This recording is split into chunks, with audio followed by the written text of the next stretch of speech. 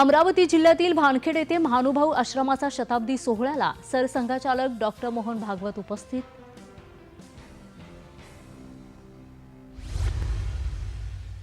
बीडच्या जिल्हा police अधीक्षकपदी IPS अधिकारी नवनीत कौवत यांची नियुक्ती।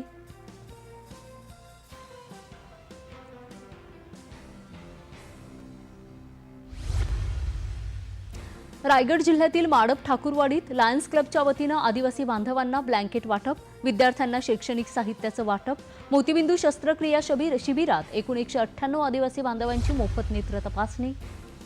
सांगली जिल्ह्यातील माडग्याळी मेंढीला जीआय मानांकन मिळावं अशी शेतकऱ्यांची मागणी, त्याबाबत केंद्र सरकारकडे पाठपुरावा करण्याचा आमदार गोपीचंद पडळकरांचा निर्धार।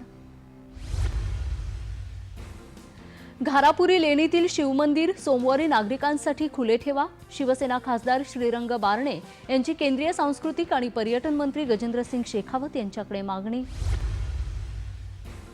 छगन भुजबळ यांना मंत्रिपद न दिल्याने जालन्याच्या वाघरूळ गावात ओबीसी समाज आक्रमक।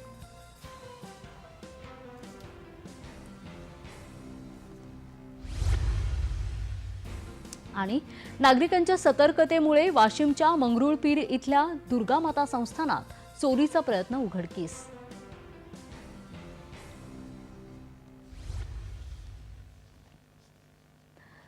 बंगळुरू